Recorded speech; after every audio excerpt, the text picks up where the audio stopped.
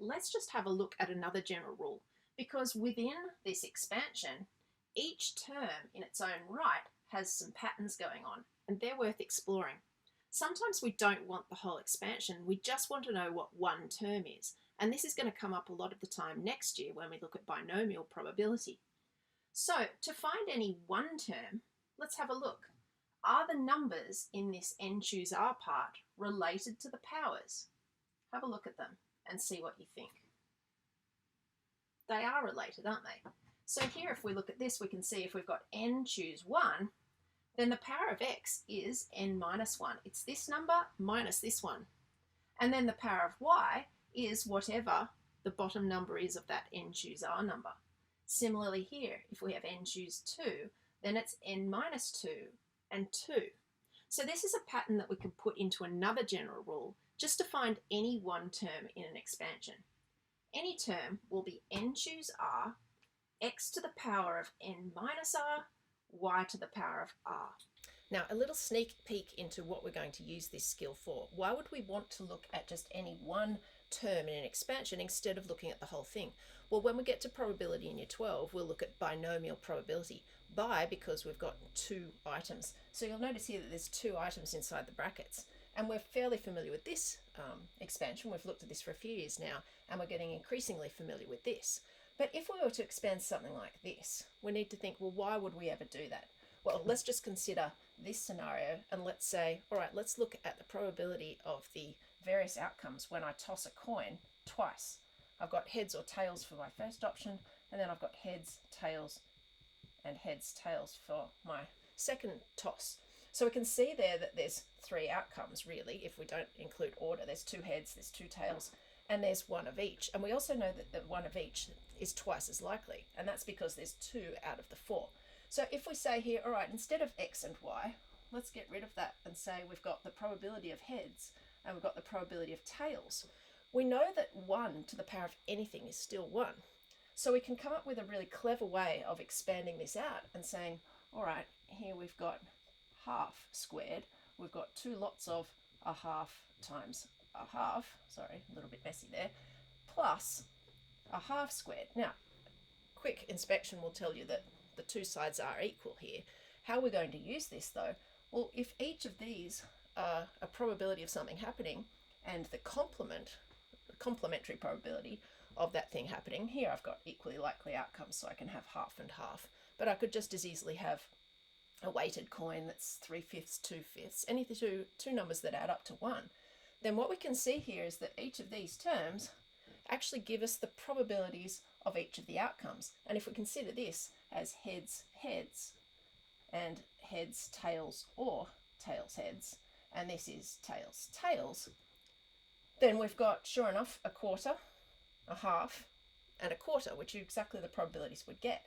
And the fact that there's a 2 here is because there's two ways you can get one of each.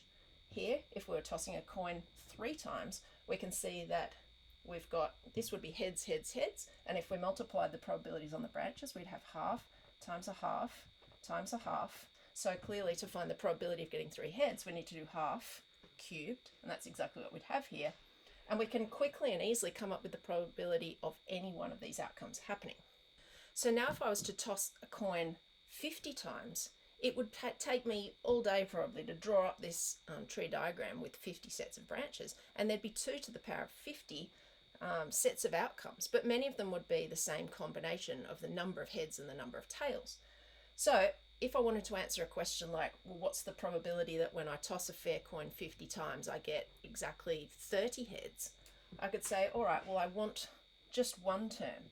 I want, if I call this the probability of heads and I call this the probability of tails, then essentially I want heads raised to the power of, I said 30, didn't I? So 50 minus r needs to be 30, so r would be 20. And I can say, all right, it's 50 choose 20. I'm letting my r be 20.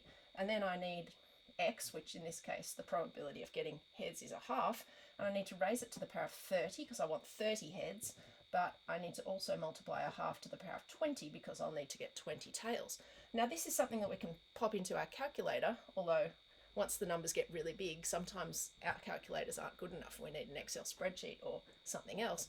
But this is a pretty quick, easy way to come up with the probability that you'll get exactly 30 heads in whatever order when you toss a coin 50 times.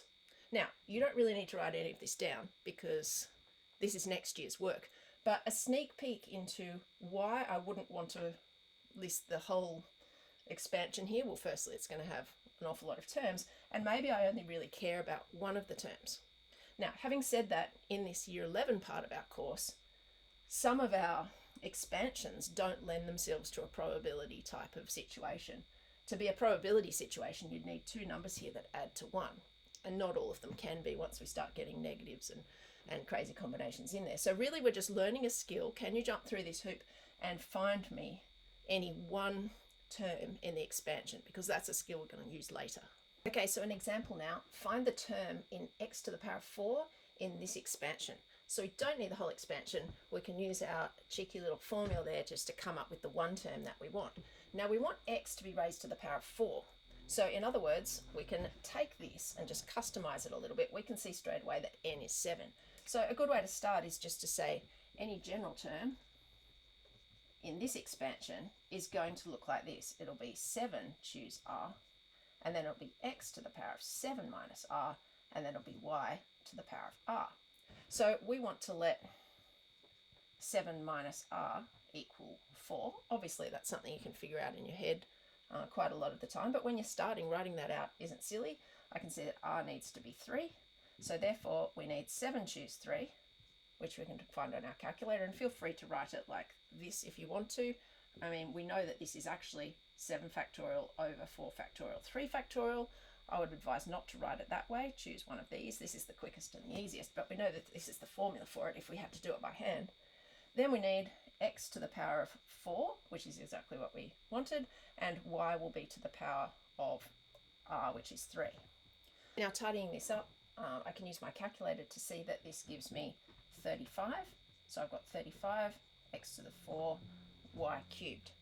Now some examples will have pronumerals in both places here for both of the terms. Other times you might have a number or a part of a number in one or both spots and some pronumerals. Let's just adjust this now. I'm going to just save a little bit of time from writing it all out. You can write it as a separate example if you want to, or you can just reason that you understood and move along. If I have 3 there instead of y, then I'll also have a 3 here, and I'll have a 3 here, and I'll have a 3 here. So at this point, these numbers and these numbers, 3 cubed is 27. I'll need to do 27 times 35 and get 945 for this example, and the answer will be 945 x to the 4. Now this question says find the term, so I want to give my answer as the entire term, and you could even then write the term is, if you want to. Other times you'll just be asked what is the coefficient of x to the power of 4 in this expansion, in which case you'd say the coefficient is 945. Okay, another example now. This time we're finding the coefficient of y cubed in this expansion. So my general term for any term in this expansion, I can see that n is 8, so it's 8 choose r, and then I have y to the power of 8 minus r, and I have negative a quarter to the power of r. You can choose to put negative 1 to the r times a quarter to the r and split it up if you want to.